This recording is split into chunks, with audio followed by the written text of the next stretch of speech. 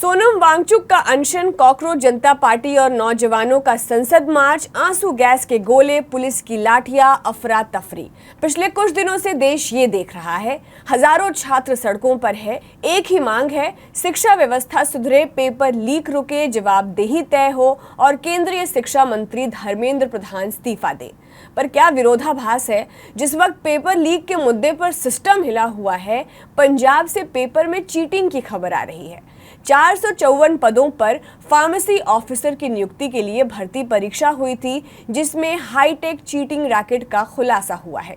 आरोप है कि परीक्षा शुरू होने के चंद मिनट बाद क्वेश्चन पेपर पेन में लगे कैमरे से बाहर भेज दिए गए। यहीं से सवाल व्हाट्सएप के जरिए एक कंट्रोल रूम तक पहुंचे, सवाल सॉल्व किए गए और फिर ब्लूटूथ डिवाइस के जरिए एग्जामिनेशन सेंटर के अंदर बैठे उम्मीदवारों तक जवाब पहुंचा दिया गया। ये धांधली वाला नेटवर्क चलता किस तरह था? कौन थे इसके मास्टरमाइंड? पुलिस की जांच में क्या सामने आया है? आज इसी की बात करेंगे। ये खबर इसलिए भी दिलचस्प है कि जो अरविंद केजरीवाल और उनकी आम आदमी पार्टी पेपर लीक पर मोदी सरकार को घेरे हुए है, सोनम वांगचुक को शिक्षा मंत्री बनाने की मांग कर रही है, उनकी ही पंजाब की सरकार अब निशाने पर है। नमस्कार, मैं हूं खुशबू और आप देख रहे हैं न्यूज़ पिंच। सबसे पहले समझिए पूरा मामला।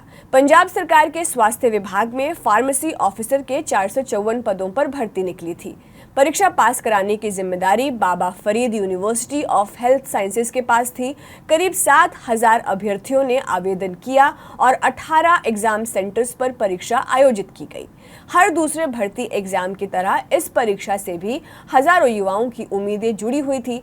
किसी के लिए ये पहली सरकारी नौकरी का मौका था, तो कोई कई साल से इसके लिए तैयारी कर रहा था। किसी ने कोचिंग के लिए पैसे उधार लिए होंगे, तो किसी ने एक और साल सिर्फ इस उम्मीद में निकाल दिया होगा कि इस बार मेहनत रंग लाएगी। लेकिन परीक्षा खत्म होने से पहले ही कुछ ऐसा हुआ जिसने पूरी भर्ती प्रक्रिया को सवालों के घेरे में ला दिया है।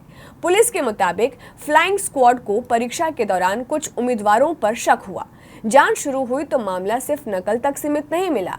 आरोप है कि इसके पीछे पहले से तैयार एक पूरा नेटवर्क काम कर रहा था। ऐसा नेटवर्क जिसमें परीक्षा केंद्र के अंदर बैठे उम्मीदवार भी थे, बाहर बैठे सॉल्वर भी थे, तकनीक भी थी और कथित तौर पर मोटी रकम का खेल भी।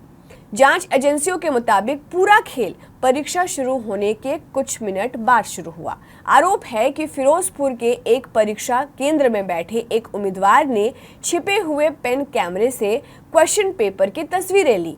ये तस्वीरें सीधे बाहर भेजी गई, वहां से हरियाणा के भिवानी पहुंची और फिर फरीदकोट में बनाए गए एक कथित कंट्रोल रूम तक पहुंचा दी गई। यहीं बैठकर सवाल हल किए गए, लेकिन असली सवाल था कि जवाब परीक्षा हॉल के अंदर कैसे पहुंचे। पुलिस का दावा है कि इसके लिए बेहद छोटे वायरलेस ब्लूटूथ रिसीवर का इस्तेमाल किया गया, ऐसे डिवाइस जिन्हें सामान्य जांच में पकड़ना आसान नहीं होता। जांच में सामने आया कि इन्हें पगड़ी के अंदर, मोजों में और अंडरगारमेंट्स तक में भी छिपाया गया था। आरोप है कि बाहर बैठे लोग जवाब बोलते थे और परीक्षा हॉल में बैठे उम्मीदवार उन्हें सुनकर अपनी उत्तर पुस्तिका यानी आंसर शीट में लिखते जा रहे थे।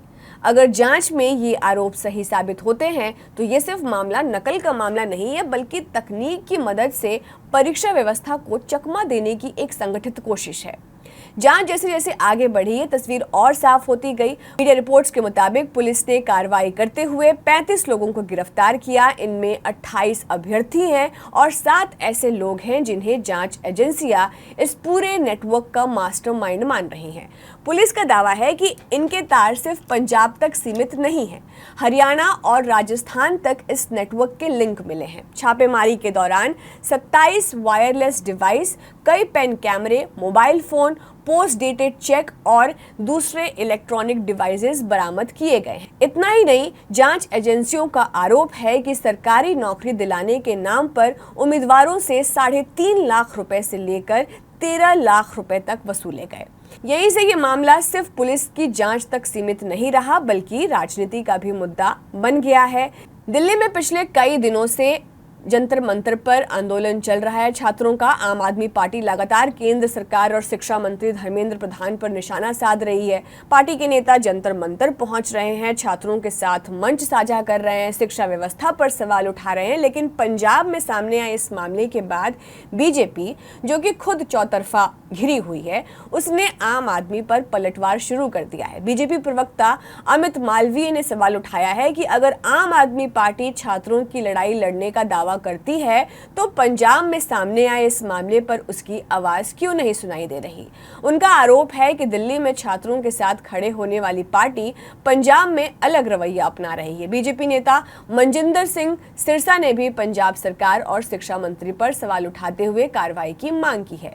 यानी जो पार्टी अब तक केंद्र सरकार से जवाब मांग रही थी, अब वही खुद सवालों के घेरे में है। और यही वजह है कि यह मामला परीक्षा केंद्र से निकलकर सीधे सियासी गलियारों तक पहुंच गया है। सोशल मीडिया पर इसे पेपर लीक कहा जा रहा है, लेकिन पंजाब पुलिस और Baba Farid University of Health Sciences की जो शुरुआती जांच है, फिलहाल कुछ अलग तस्वीर पेश करती है। अधिकारियों का कहना है कि अभी तक ऐसा कोई सबूत नहीं मिला है जिससे ये साबित हो सके कि क्वेश्चन पेपर परीक्षा शुरू होने से पहले लीक हुआ था।